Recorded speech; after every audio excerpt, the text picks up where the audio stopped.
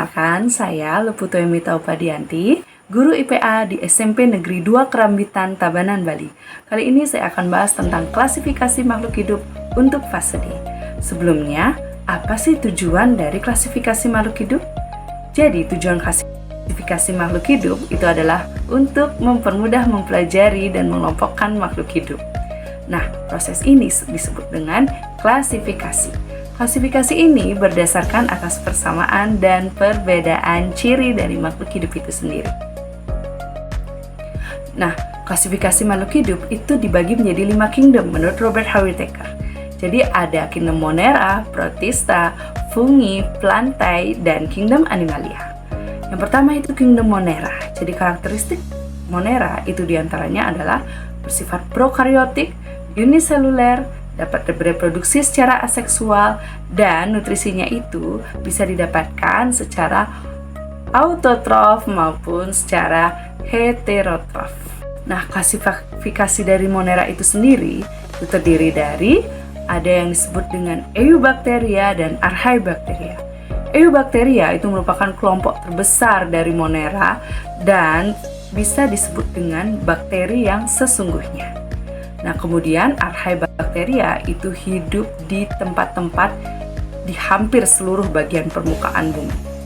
Nah, kemudian ada kingdom Protista.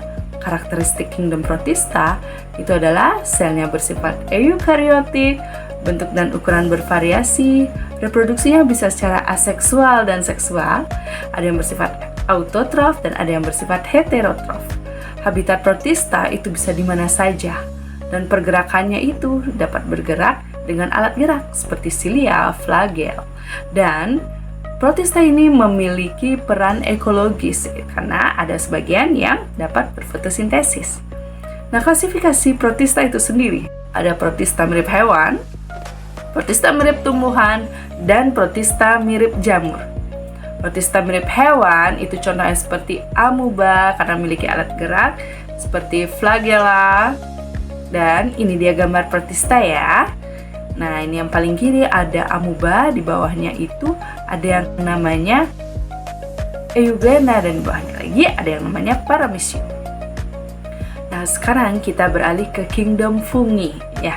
Jadi kingdom Fungi ini memiliki karakteristik selnya bersifat eukariotik, memiliki dinding sel yang tersusun dari zat kitin, kemudian bersifat heterotrof, reproduksinya secara seksual dan aseksual, dan tubuhnya tersusun dari hifa. Kemudian terdapat di berbagai habitat di permukaan bumi ini. Nah, jadi ada klasifikasi fungi. Fungi itu dikelompokkan menjadi Chytridiomycota, Zygomycota, Ascomycota, dan semuanya memiliki contoh-contoh tertentu ya. Itu bisa dilihat pada slide ini.